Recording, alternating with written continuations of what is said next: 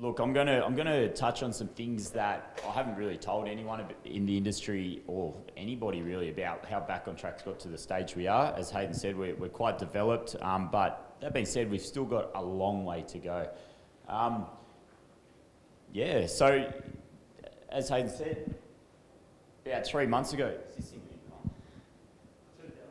Yeah. Okay. So about 3 months ago, Hayden came to me and he's like, "Man, like, Fitness Business Summit's coming up. Would you like to have a time slot on it?" And I said, "Yeah, of course, man, of course." He goes, "Do you want to know what you're talking about?" I said, "Doesn't matter. I'm keen to jump in and have a go at it." So we sort of sat down, we worked out what would I be different to all the other great speakers out here. I know we've got some fantastic speakers, and kind of sort of came down, well, okay, I can talk about maybe multiple studios and what it in fact takes to start up your first one and then move on to the second one. Because I know, looking around, a couple of you in this room have actually talked to me about, you know, what it actually takes to open the first one. Just out of curiosity, how many of you guys are in here actual PTs, and how many are looking to actually maybe open a studio one day? Just hands up. Cool, couple of you. So more, yep, beautiful. All right, fantastic. So I'll give you the inner workings. I'm sure a lot of the takeaways that I give you today will help you understand, okay, like, right, I don't want to open a studio, but this will definitely help my business out. So where are we now? We are currently got 2 studios, myself and business partner over there, Lionel. We own the second one as well. We have 480 members, 10 staff, and we turn over, in the last 12 months, we've turned over 1.2 million. You know, that's a lot of money. It's a lot of money. It comes with some expenses, but, you know, we're doing okay. And that's one of our, where is it? Right here. And that's one of our weight loss success stories. So, yeah, we do all right. We do all right. Okay. So my background, I wanted to go through a bit about my background and what's brought me to here, because I'm sure all of us have a great story behind us. We all want to help people. We want to be personal trainers. You know, you have to be a bit loopy to take on other people's problems as a personal trainer. You know, try and help them see the light at the end of the tunnel when they can't do it. I know we're as much a psychology and a psychological standpoint as personal trainers as we are actual PTs, you know, teaching people how to squat and diet. Growing up for me was, you know, it was like a lot of kids, it wasn't without its problems. I'm going to take you back to my adolescent life. I went to I grew up in Sydney, so I'm a Sydney sider. Don't hold that against me. It was a really, you know, it was a good. I had a loving family. Had a mum and dad, two younger sisters. We were reasonably close family. Growing up, I was very into sport. I was a bit of an odd child. I knew 2 things in life. I knew that I was different. I didn't like the normal. I didn't like other people and how they sort of thought about things. And I knew I was going to do something with my life. I had no idea as like an 8-year-old what I wanted to do. I just knew that I was going to do something. So that for me was that was ingrained in my little 7-year-old mind. I guess one of the big learning curves from an early age was my family was a bit disjointed, as I'm sure a lot of people in this room are. You know, everyone knows that person that has that disjointed family, or everyone knows someone in their family that's you know, either got an addiction or, you know, got some troubles along the lines. For me, this was my mum. Now, I'm very fond of my mum. I love my mum dearly. She was a big impact on me growing up. But I mean, look, she had her own issues. For about 10 years, she suffered with alcoholism and depression. And for me, that was huge. You know, coming home after school, I'd see my mum literally just bombed out in bed, day after day, month after month. And it kind of hit home. I'll tell you a little story about when it sort of hit home and what I learnt from that. So I was at football training, and there is a point to this story. I'm not just sharing my heart over. I was at football training, and my dad came and got me halfway through the session one day, and he goes, "Mate, we got to go. Mum's gone to hospital." I said, "All right, okay. Well, that's a bit weird, you know. If you've got me halfway through training, I was a bit of a sportsman back in the day, then it must be pretty serious." So anyway, so we jumped in the car. My sisters are pretty quiet. My dad's sort of looking, you know, he's looking pretty glum as he does. And we got to the hospital, and we went up to Mum's room, and it turns out that she'd overdosed on Panadol. So this is one of 3 occasions that Mum actually tried to commit suicide. Now, For me growing up, that was, there was a lot of resentment. There was a lot of misunderstanding there. I couldn't work out why she'd done it if she did love us kids and that sort of thing. So at a very early age, I learnt that there's not, people don't think straight all the time. All right, their emotions can take charge, and there's not often a logical reason, as I'm sure Craig's touched on a heap in his talks over time. It's not always a logical reason why people do things the way they do. So me as a young kid, I was learning this firsthand. Fast forward a few years, as I said, sport was a big part of my life. I guess looking back on it, it's probably because I wanted to escape home as much as I could, so I did everything I could, from rugby to soccer to cricket, athletics, cross country. Literally got out and did everything I could. When I wasn't sport, I was going to the gym. When I was at home, I was on the PlayStation, so I was avoiding everything. It was good, I got through it. Needless to say, my marks were pretty average at school. I think I got a 59 enter, which is, I've got $1 million business now, 59, and my two worst subjects, I'm not afraid to say this, PE and business studies. They're the two ones I sucked at. Look, I put it down to having a bad memory, but it was probably also because I didn't really give a shit about school, because I didn't know what I was going to do. Christian, I saw you laugh there, that's good. The big move to Melbourne came, I was into my footy. I was very dedicated back in the day, had aspirations, as all young footballers do. Moved down to Melbourne, won a league medal up in Sydney. No needful for you guys that know what footy is and what goes on up there. So I moved down and played VFL. That was my next big learning curve in life. Having 6 months alone in a strange state with no mates, no friends, no family, was a big learning curve for me. That was, I had to seriously look at it and what I wanted to achieve in my life. My answer was I wanted to help people. I'd seen mum suffer for a long period of time. I wanted to help other mums get through that sort of emotional turmoil that she had gone through. And the story has it that mum actually moved down with me 6 months later, and I saw her come out of that sort of hole she was in. So the life lesson there was I learned that if you take responsibility of what you're doing, mum was blaming finances and my dad and all that sort of thing. If you actually take responsibility for for where you are in life, then you can really achieve whatever you want. And that lesson is huge for me even now today when I meet other mums that are in that sort of hole, maybe not to the same magnitude, but it really is a thing that, I can say to them, hey, look, you are in control right now. And to be honest, a lot of people don't like hearing that, but we help them believe that. Moved to Melbourne, I started becoming a PT, really quick brush through that. I was a very good technical trainer. I was quite lazy. I didn't have great sales skills, and I had absolutely no business knowledge at all. Back in 2000, when I was 2011, I was playing VFL footy. I was a very lazy trainer. There was a stage where I dropped about half my members within a week, so I couldn't afford to live. So I'm sure a lot of you have been in that stage where you're like, fuck, what do I do? That was my time to take responsibility. I started personal development back then. I just happened to be lucky that I was driving from Geelong to Melbourne, back to Geelong, back to Williamstown, back to Geelong. So I was spending 4 hours a day in a car. That was probably one of the best years of my life for learning. From there, I moved, so I was at Genesis. I went from a very average trainer earning about $600 a week up to earning $2,000 a week within about 8 weeks. I'd really taken control of my life. I started personal development, and I was literally living at the gym. I learned that lesson I learned was that you can actually do anything you stick your mind to if you're willing to work hard for it. So that was fantastic. From there, I moved to Snap. I was working 2 jobs, snapping point cook. I was earning $4,000 a week. And that was, I was working 80 hours. It was a time where I thought that money was the answer to all my happiness, all my problems. That's what a lot of us think. We earn more money, shit will be easier. I was earning, $220,000 a year. I bought a house, I subdivided it.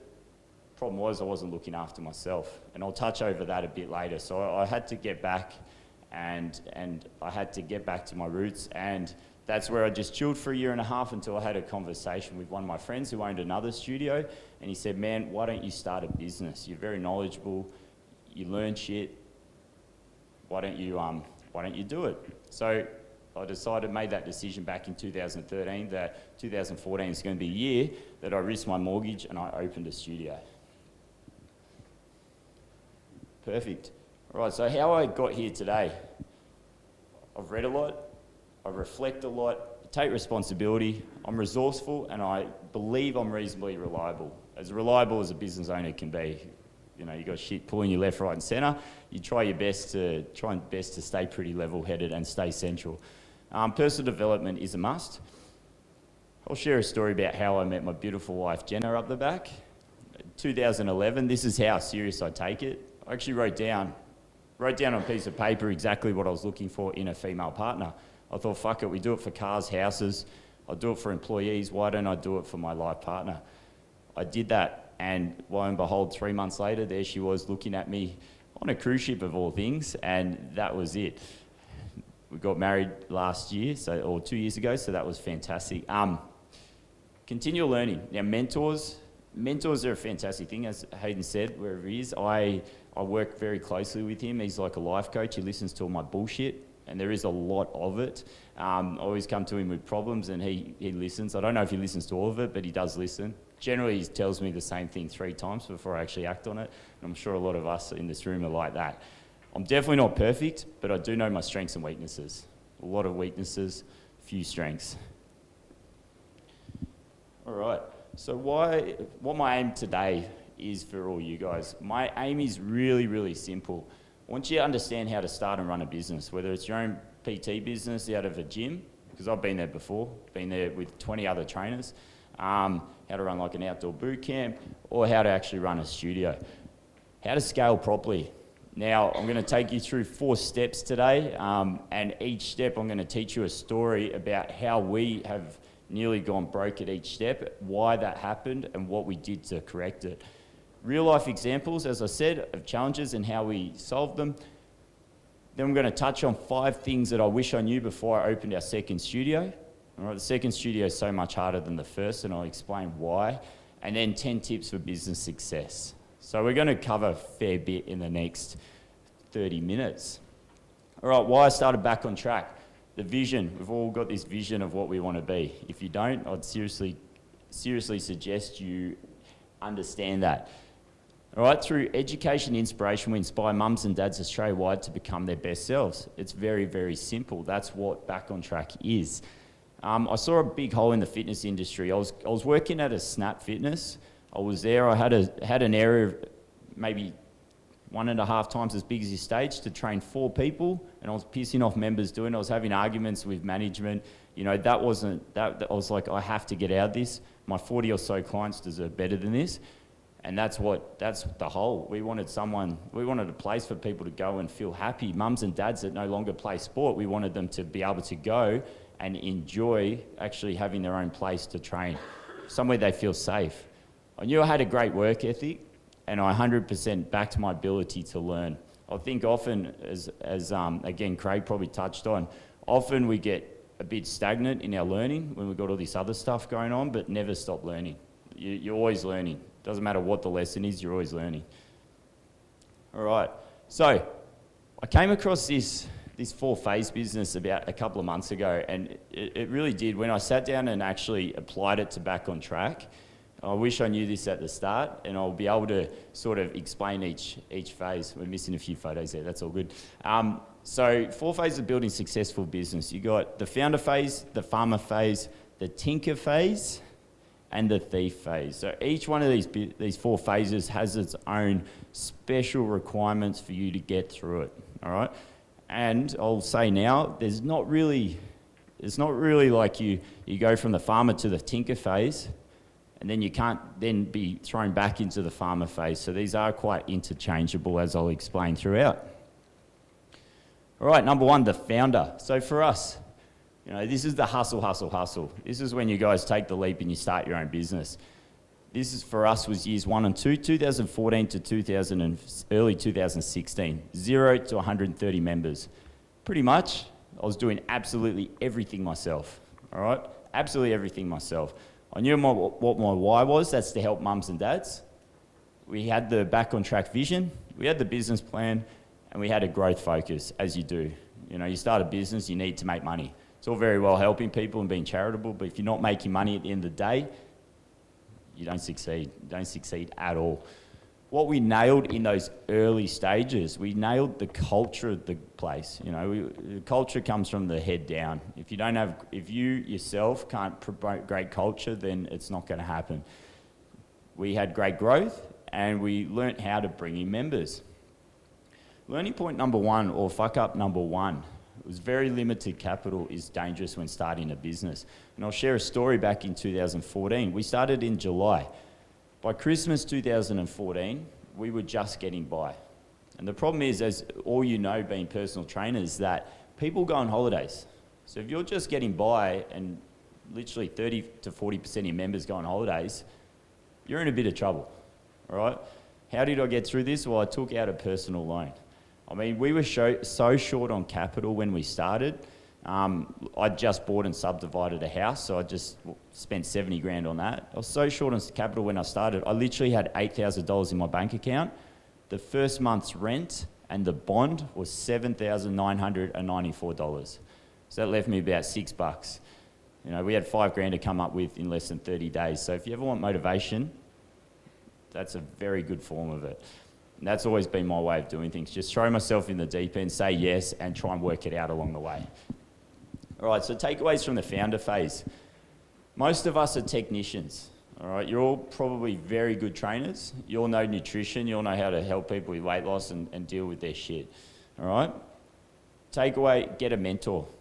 I got a mentor when we first started. I couldn't afford it. It was $500 a week, sorry. And I was, as I said, we're learning, I think we're turning over about 2 grand a week.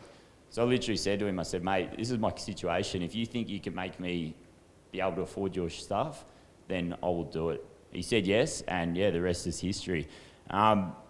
With a mentor, you want someone that has done it in the past themselves. You don't want to be listening to someone that thinks they know how to do it, or has read some books, or has done a uni degree. You actually want someone that's been in the trenches, because they will significantly shortcut your way of getting there. And then learn marketing ASAP. I mean, look, for each stage of this, it's best you do it yourself. You learn how to do it, then you hire someone in to do it for you. I'm going to recommend a book you read in each stage of these. Sales by Brian Tracy was one of the best books. I won't lie, listen to the audiobook. I don't really read too much. I do listen to a lot. Sales by Brian Tracy was a fantastic learning for me in this stage. All right, section number two, the farmer. So this is when you outsource and maximise the most of your time. Oh, yep. Thank you, Jenna. Looking after me, as always. Making the most of your time. So this is years 2 to 3, 2016 to 2017. This is when we went from 130 to 240 members. And it wasn't that smooth either. So by this time, you know what you're good at. You hire some good staff, and you're always improving your product. That was our focus. What we nailed the results. We're getting some fantastic results by this stage. We had great advertising, and we're great at bringing people into the studio. The 2 fuck-ups for us at this point, the 2 learning points, were that our non-original thinking really cost us and caused us to stagnate, and which meant we needed to create a new challenge, and this is followed by immense growth and immense spending. So take us back to 2015. So just before this sort of growth phase at the end of the year, we were running 28-day challenges. If all you guys have been in the fitness industry for a while, know everybody runs a 28-day challenge back 3 or 4 years ago. It was good. It was working in Hoppers Crossing at the time. We built up. We got to about 130 members, but then it stopped working. Everybody else was doing it. People were sick of the challenge. It's a shit challenge by all means, but it got people in. It stopped working. So the problem is you've got people dropping off, and you're not replacing them. So you as a business are going backwards. It really hit home in May of 2015 when we had 25 members drop off in 1 month. Now, our retention rate now is about 5%. So you've got 300 members, that's 15. We dropped 25 of 130, so you can work that out. That's fairly significant. That's about 4 times what we expect now. So this hit home like a ton of bricks. You know, this was a massive learning curve. I remember trying to get to sleep that night. And I was lying there in bed looking at the ceiling, and I'm like, fuck, we got a big issue here. We're going backwards at a rapid rate, and I need to do something. I can't keep doing what everyone else is doing. So what I do? Well, that night I stayed up till 5 a.m. I came up with a new challenge. I got on ClickFunnels, I got on Facebook, I made the adverts, I made this challenge, went to bed at 5 a.m. May have watched Australia lose to New Zealand in the Rugby World Cup final as well. In amongst making this advert, swearing at the TV at 3 a.m. Jenna's thinking, what the fuck's going on? And went to bed. By midday I'd woken up and we had about 10 leads. This is more leads than we'd been able to create the last month. So this challenge really took off. In the next 8 months, we were able to grow the studio over 100 members. If you want to put a dollar amount, that's like going from about 7 grand weeks up to 16 grand weeks. So we did that in 8 months. It was huge. This challenge was fantastic. It really worked back when we were doing it. Now, as a lot of lotto winners happen, it's happened with a lot of lotto winners. They get a lot of money, and what happens 12 months later? They end up spending it all. That was us at that time. We were getting 16 grand a week. We did not know what to do with 16 grand a week. I mean, we were spending money on branding. We were spending money on websites. We were buying drink bottles for members. We were spending it everywhere, right? And a lot of you are smirking because you probably do this too. Problem with this is that you never know when you've got a little speed hump around the corner. So that was a massive lesson for us. You've got to actually hold on to the money. As a business, there's always shit that goes on. There's always shit that's going to happen. It's really important for you guys to understand that, it's not, and we weren't exactly taking money out for ourselves. We were just spending it back in the business on stuff we probably did not need. So takeaways from this: outsource as much as you can and focus on what you're good at. And there is a but for that, and I'll explain that next slide. Hire staff that complement your ability. I mean, look, I was a great PT. I was okay at sales. I was terrible at admin. Needed an admin person. And then be an original thinker, get out, be your own way, make your own way. The book I highly recommend is The E-Myth by Michael Gerber. Always get that one wrong. If you guys read that, definitely go out buy that. I'm not surprised at all there, Shane. The E-Myth, that is a fantastic book, one of the best books I've ever read. Go out buy that, it'll teach you how to systemize something. All right, the Tinker. All right, the Tinker, the next phase. This is about fine-tuning and maximising efficiency and profit. For us, this was years 4s and 5s, so 2017 till pretty much January this year, 240 to 480 members. So, yeah, it's a fairly big growth phase again. Fairly big growth phase. We focused on client retention, we focused on service, systems, staff training, and development. What I nailed was finding a great business partner in Lionel up the back and opening Caroline Springs, our second studio. We opened with 90 members. So I promised Hayden I'd touch on this. He said, what's it take to find a great business partner? What's it take to find a great business partner? My initial response was, I don't know. He kind of found me, he Facebooked me one day and said, bro, I want to start a studio. What's your advice? I said, where are you thinking of starting? He said, Caroline Springs. I said, good area. We kind of agreed that it'd be best if we tried it together. Now, Lionel and I, I'll tell you a little story about Lionel and I. Back at Genesis, who here works at a big box gym? Yeah, a couple of you? All right. This is what we used to do. So back in the day, this is how I got to 2.5 grand weeks out of Genesis. I was getting no leads. I was the best trainer there. I was earning a lot of money. They're like, this guy doesn't need leads. I was like, yes, I do. They're like, no, you don't. So I went to Lionel, who was the sales guru.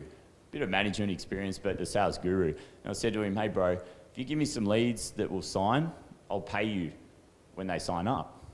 So we did a bit of the under table, and the managers didn't really catch on to it. They kind of knew something dodgy was happening, but they didn't really catch on to it. For Lionel, he knew I'd look after the members. For me, I was happy to pay him because I was making money too. So that's how we worked it. So Brad, any of you guys, if you can get cozy with the sales team, maybe that's what we did. So anyway, Lionel and I got along like a house on fire. Why? Because we had a lot of similar interests. We shared a lot of values, a lot of beliefs. We both were very loyal people. And and we both had good work ethic. So if you are looking for a business partner, you want to get someone that you can get along with.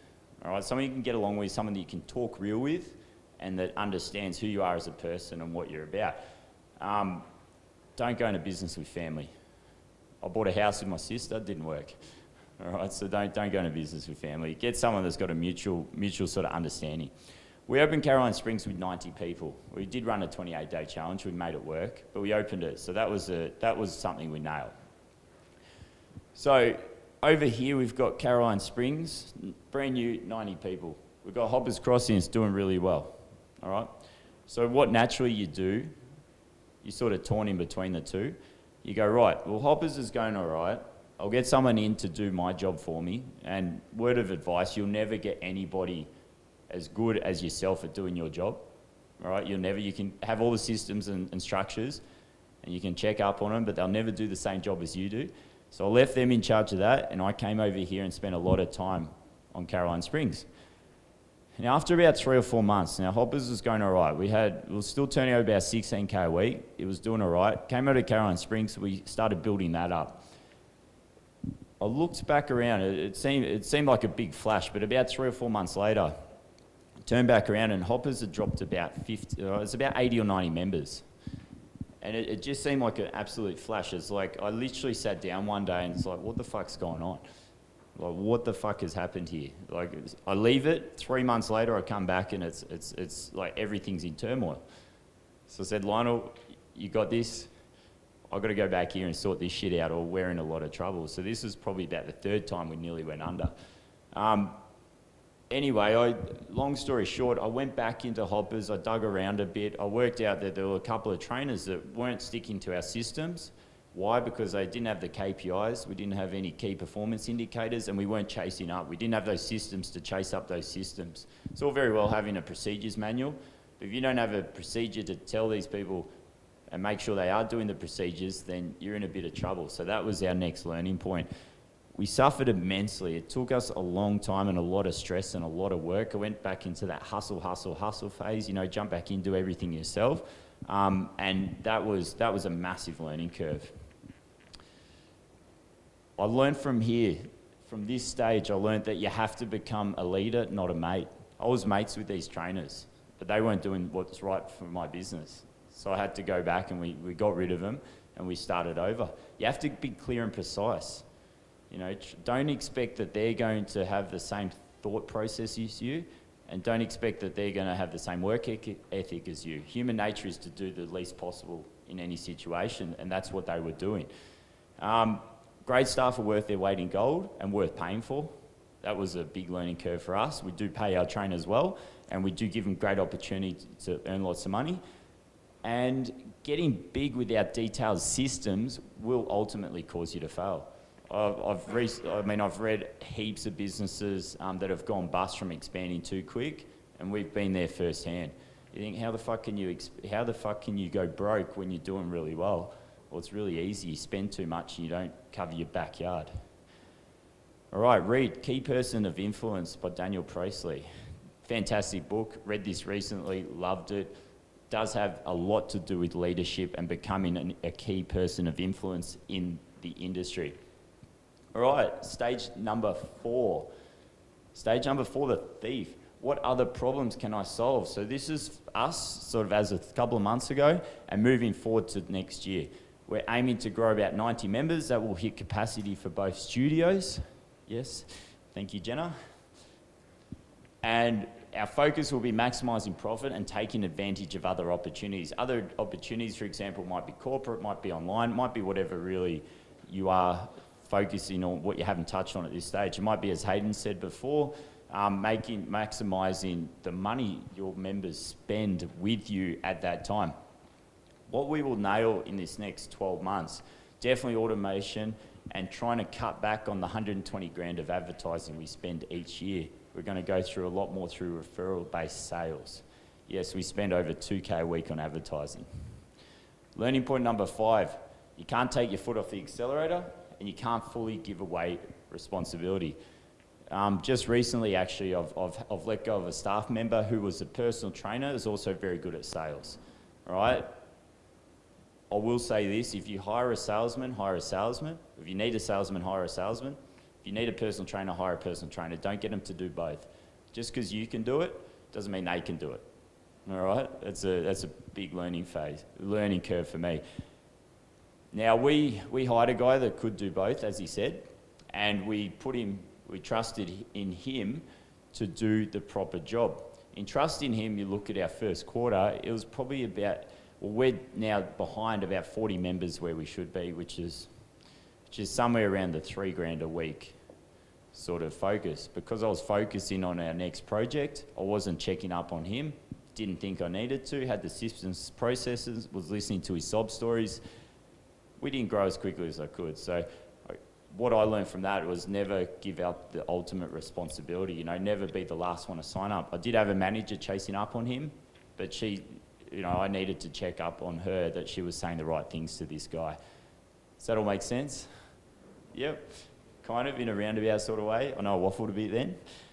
All right, takeaway. So always be moving forward as a business. You never stagnate. If you keep running the same challenges all the time, your results will end up dropping off.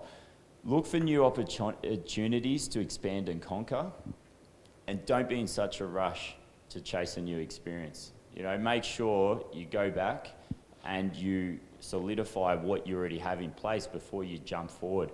I mean, as I said at the start, these 4 levels, you will find yourself going back to the previous level, fixing a few things and moving forward. You may think you've got everything sorted out, but it's always a matter of going back and sorting it out. A recent audiobook I listened to that was The Road Less Stupid by Keith J. Cunningham. If any of you listened to that or read it, it's a fantastic book, probably the best book I've ever read. If you want to be a business owner, this guy's an absolute champion, and he says it so simply. So simply. He gives about 67 points away, so I'd go buy that this afternoon for sure. Alrighty, 5 things I wish I knew before I open my second studio. The second studio is twice as hard. All right, it's twice as hard. It is. Why? You're a studio owner, you have a base. You stay, you look after everything. You overlook everything. As soon as you take yourself away, people get lazy. People stop following procedures and systems. All right, so the key is for you to have an understanding that people will try and get away with things and how you can check up on them. Literally have the systems to check up on the systems, have a person to check up on the systems, and you check up on that person that checks up on the systems that check up on the systems. It seems like you're micromanaging, but guys, you have to. Honestly, you have to. We've tried it 3 times before and it's failed every time. Hire sales staff to do the selling. The systems, this first studio has to be running without you. That will be your biggest challenge. Trying to run without you. If it can't run without you, make sure you can do bare minimum in it. The Profit First Principle by Mike Michalowicz. I had to practice that a lot this morning, how to say that. He talks about the Profit First Principle. So that's about putting money aside. So just because you've experienced quick growth in the business doesn't mean you spend all that money. Always have a certain amount which you put aside for a rainy day. I'll also touch on in the next slide about paying yourself first, and never let the business get in the way of your happiness. Back in 2017, at the start of 2017, I blew up. I'm about 84 kilos now. I nearly blew up to 100. Now, as a personal trainer telling people how to lose weight, that wasn't a great look. All right?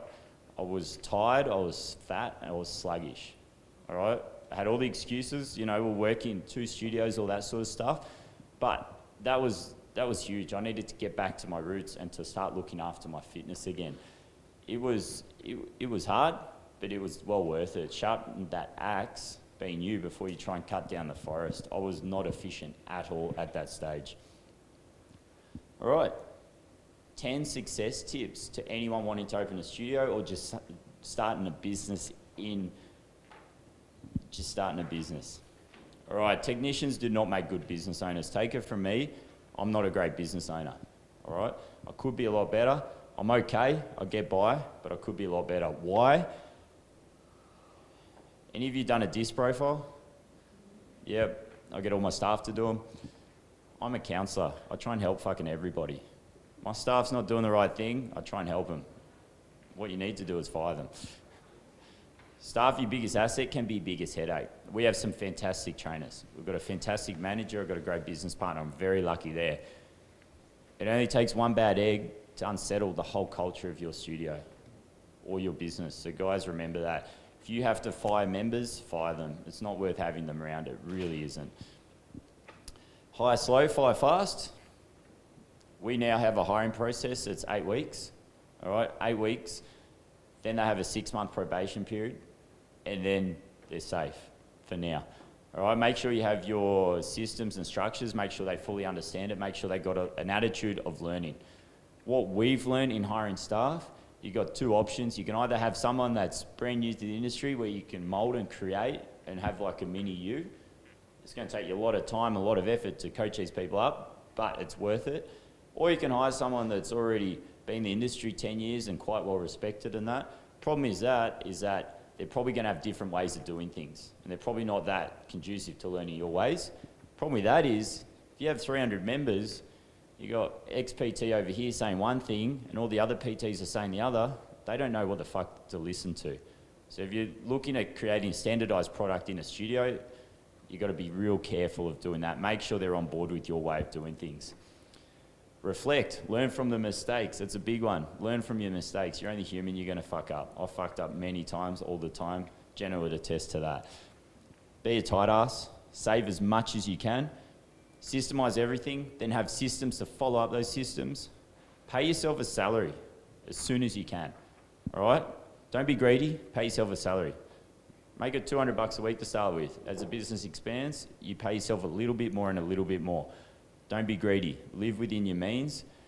Trust me, I was earning more at Snap working 12-hour weeks than what I currently earn or what I currently pay myself. There is potential for me to pay myself more, but I live within my means. And learn to speed read. Or if you can't read, just listen to audiobooks at 2.5 times, which I do. All right, much easier way of doing it and much more efficient when you're driving and that sort of stuff. Alrighty, that is all. Guys, you're all superstars. You're all here on a Sunday. I hope I've been some value to you. It's, you know, like there aren't a lot of people out there. How many staff do you still have? 10. 10. Yep. Got rid of one, replaced them. 10. So 5 at each studio? Or? 6. No, 7 and 3. Yeah. 7 and 3, yeah. Yeah, thank you very much, Hayden, for giving me the opportunity, mate. I really appreciate it. Always looking for speaking gigs and have thoroughly enjoyed this. My aim today was to give you guys all value, so I hope I have. If I haven't, please tell me. Give me some hints, don't just bag me. If you want to add us, it's Brydon and Jenna on Facebook. I don't regret having a joint account. Brydon Coles PT if you want to email me, and that is it. Happy to help you guys.